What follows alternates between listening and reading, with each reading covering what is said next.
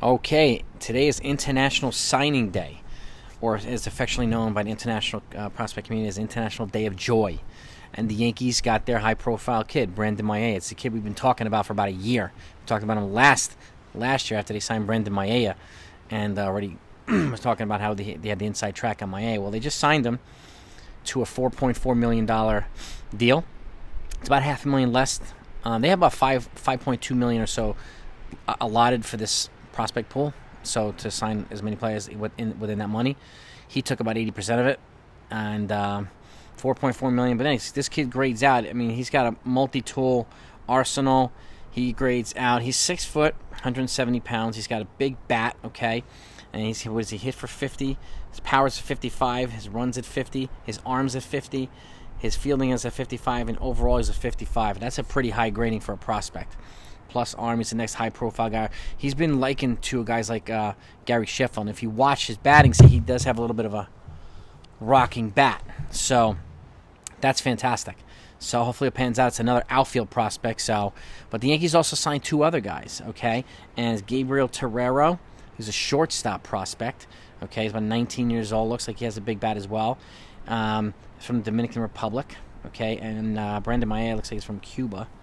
And they also signed Angel Ventura, another outfield prospect. So 3 prospects. The international signing period's still going, and I don't know how much the Yankees signed those other 2 guys for, but they might have a couple names before it's all said and done to allow for that whole $5.2 million that they've got allocated for them. So I wanted to get that news out to you. They got their guy, and again, it's the 3rd year in a row they've signed Jason Dominguez and Brandon Mayea.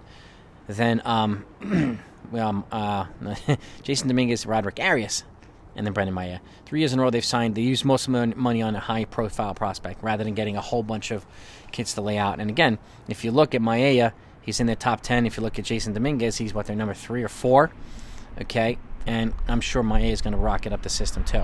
So that's what we have right now, international signings. We have another major league signing. It happened last night on the live stream. If you haven't heard, the Cubs signed Trey Mancini to a 2-year deal.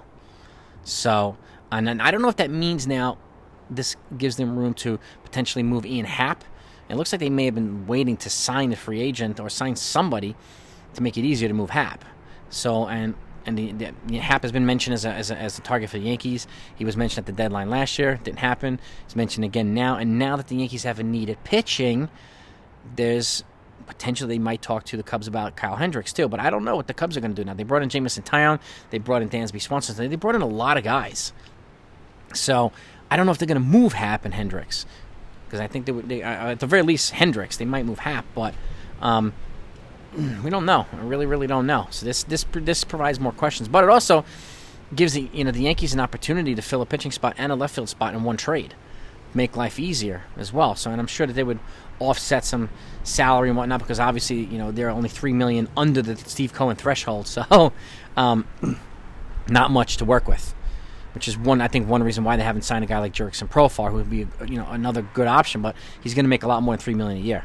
I think they know that. I think everybody else knows that too with his recent production. So, this provides them an opportunity for potentially a multiplayer trade.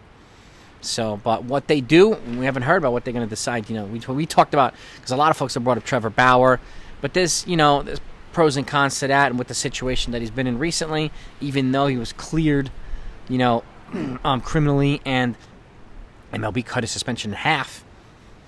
I don't know. But, he will come with a lot of drama, and I don't know if Yankees want that with their chemistry. We talked about that in depth yesterday, and I put out a video on that yesterday as well. So let me know what you think of them, and I'd be curious to know. I think more moves are probably going to happen today, even though it's football day. So, and go Giants. So, even though they're not playing, actually they're playing the Vikings. Yeah, go Giants. So, that's what I got for you right now. And make sure you subscribe to the channel if you haven't done that yet, and hit all the notification bells so you don't miss stuff like this, especially if you're a Yankee fan or just a baseball fan in general, because we talk about all other teams as well. So, but that's what I have for you right now. Yankees got their kid internationally. Brandon Mayea is in the fold. He's signed, and they have 2 more kids as well so far. 2 outfield prospects, 1 shortstop prospect, and I'm sure more moves to come. I didn't get prices on the other 2 prospects, but Maea's got $4.4 million. So, big money. The number one prospect overall is a catcher. Went to the San Diego Padres, and they locked him up as earlier this morning as well. But the signing period started this morning, and it's up and running. People are fired up. I'm fired up. I'm happy that the Yankees got him. Another outfield prospect to go with their ridiculous depth at shortstop. So I'll keep it coming, gang. Talk to you later.